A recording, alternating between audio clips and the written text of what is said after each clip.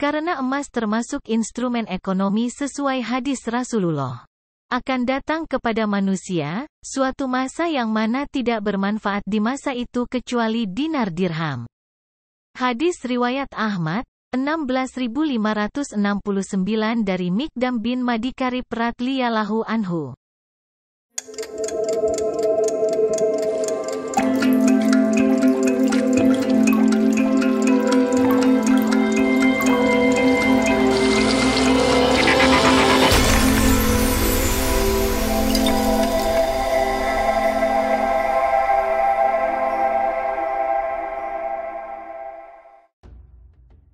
Assalamualaikum warahmatullahi wabarakatuh. Teman-teman, kalian tahu gak sih mengenai asal-muasal masuknya sejarah agama Islam ke Indonesia dan bagaimana sih agama Islam berkembang pesat di Indonesia? Dahulu, perkembangan agama Islam di Indonesia bermulai dengan damai dan diterima oleh seluruh Nusantara tanpa adanya paksaan atau kekerasan. Penyebaran agama Islam pun sangat dipengaruhi oleh jalur-jalur penyebarannya sehingga dapat menyebar secara luas. Masuknya agama Islam ke Indonesia sudah melewati banyak cara, salah satu kegiatan yang dilakukan pada masa lampau melalui perdagangan. Menurut penjelajah asal Portugis, Tome Pires, Nusantara merupakan jalur perdagangan internasional yang sangat ramai diminati. Pedagang-pedagang Islam berdagang menggunakan teori Gujarat. Karena teori Gujarat dapat dibuktikan melalui penemuan batu nisan di kerajaan Samudra Pasai yang mana dipercaya sebagai batu nisan yang berasal dari daerah Gujarat itu sendiri.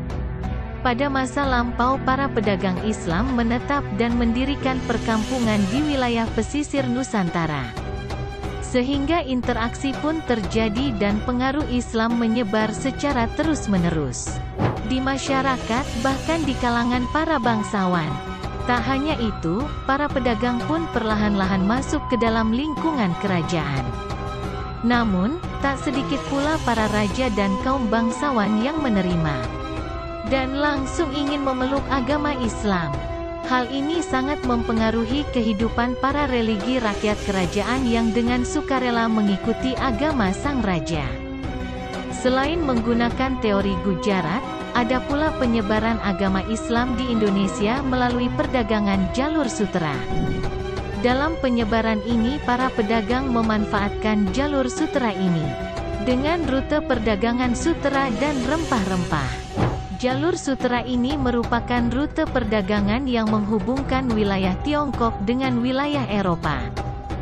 Jalur ini terbagi sudah menjadi dua rute, yaitu rute darat dan rute laut yang panjang lautnya diperkirakan sekitar 6.500 km.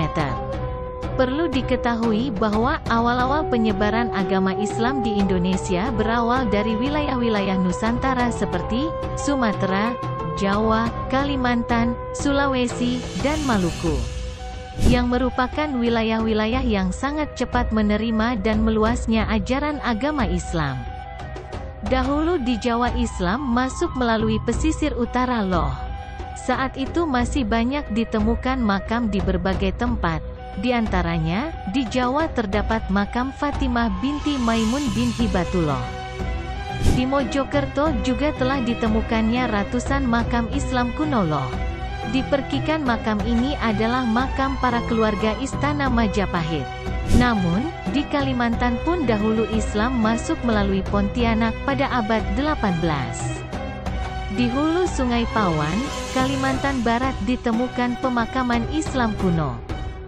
Di Kalimantan Timur Islam masuk melalui Kerajaan Kutai, di Kalimantan Selatan melalui Kerajaan Banjar, dan dari Kalimantan Tengah ditemukannya Masjid Gede di kota Waringin, yang dibangun pada tahun 1434 Masehi. Di Sulawesi Islam masuk melalui raja dan masyarakat Gowatalo. Nah, oleh karena itu, dalam perkembangan di daerah-daerah tersebut sudah menjadi lokasi berlangsungnya pemerintah kerajaan Islam pada masa lampau. Demikian sedikit penjelasan tentang sejarah Islam masuk ke Indonesia. Kita harus bangga dengan para ulama yang telah menyebarkan agama Islam di Indonesia tanpa adanya perang. Dengan peran para ulama yang sangat bijaksana dalam menyebarkan agama Islam dengan mudah diterima di seluruh Nusantara.